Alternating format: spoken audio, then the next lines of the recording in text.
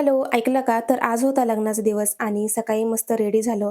तर यावेळी मी ठरवलं होतं, की पार्लरमध्ये जाऊन मेकअप करायचा. जवळ-जवळ माझ्या लग्नानंतर मी आत्ता मेकअप करते पार्लरमध्ये जाऊन. तर कसा झालाय नक्की सांगा. परीला सुद्धा नेलं होतं सोबत मेकअप करायला. लग्नासाठी निघालो तर बघा किती ट्रॅफिक होती. म्हणजे फक्त 4 मिनिटावर अंतर दाखवत होतं आणि आम्हाला तब्बल अर्धा तास तिथेच गेला. आणि तिथून निघालो तर इथे बघा नवरदेवाची मस्त मिरवणूक निघाली होती. नवरदेव घोड्यावर बसला होता. परीसुद्धा बसली होती कारण परी होती तिच्या मामाची कलवरी.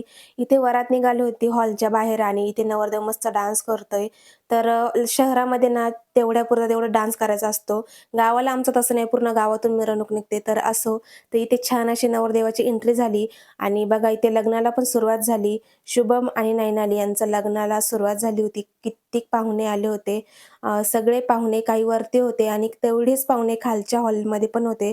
जिथे जेवणाची व्यवस्था केली होती. तर नवरी बघा किती छान दिसत होती ना.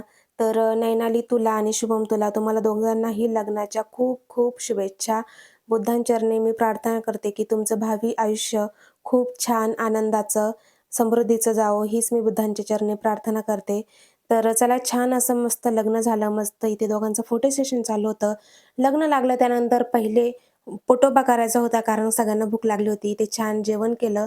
परी आहे, ही आहे माझी आत्या. आम्ही मस्त जेवण केलं. त्यानंतर केलं फोटो सेशन. माझे दोन्ही भाऊ, मम्मी आम्ही सगळ्यांनी छान-छान असे फोटोज क्लिक केले सगळ्या फॅमिलीसोबत. कारण की हा क्षण असतो जेव्हा सगळी फॅमिली एकत्रित येते. छान असे फोटो सेशन झालं आणि त्यानंतर आम्ही निघालो घरी जायला. तर पुढे बघा विरा रडत होती. काय माहीत तिला काय झालं होतं? काहीतरी माझ्याकडे मागत होती, माझ्या आता लक्षात नाही. तर चला भेटूया नेक्स्ट व्लॉगमध्ये. हा व्लॉग कसा वाटला नक्की कमेंटमध्ये सांगा आणि भेटूया पुढच्या व्लॉगमध्ये. तोपर्यंत सगळ्यांना बाय बाय.